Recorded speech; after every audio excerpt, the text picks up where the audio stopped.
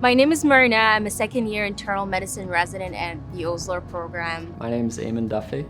I'm a third-year medicine resident here. My name is Trent Johnson. I am an intern from Orlando, Florida, and I am a member of the Thayer firm.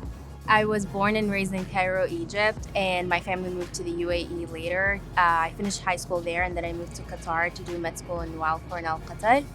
Then I just moved to the US a year ago to start residency at the Osler program. I chose the Osler program because of all the stories I heard from our alumni that came out of this program really strong.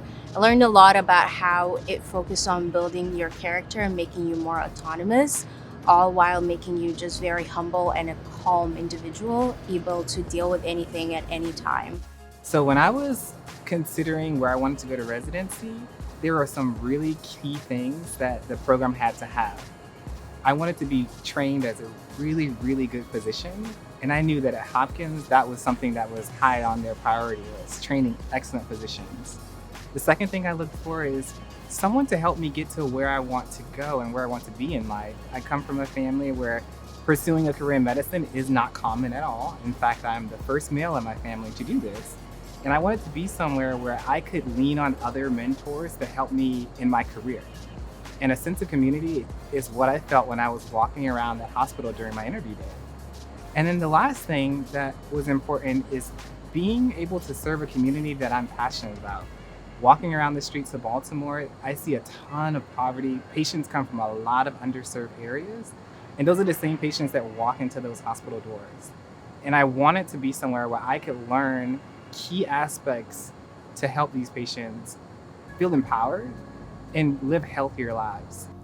The first call was quite an experience. It's 28 hours long and you're in a whole new world, not just in the hospital, but you're in the cardiac ICU. It was an experience that I'll never forget.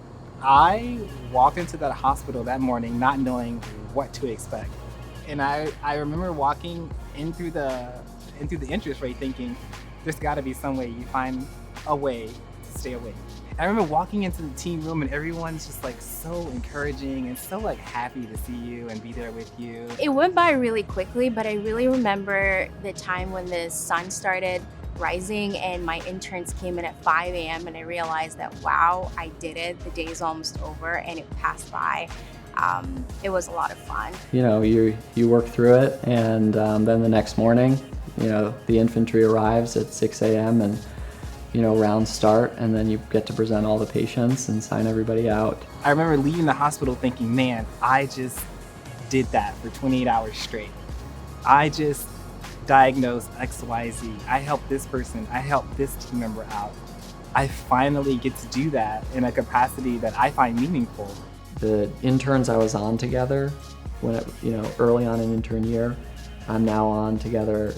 I'm on with as a senior resident, and it's just so fun to see how far we've come and to laugh about all the things we did as interns and the plans we proposed, which were probably way off, and now to be together and leading the teams together is a really a great experience. One of the most heartwarming experiences I've had in the past week is getting together with the new interns that's just joined to celebrate Eid, which is a Muslim holiday. And I got to meet 3 of the new interns that I haven't met before and a senior as well. And we actually met right here and shared good ethnic food and talked about their experience so far.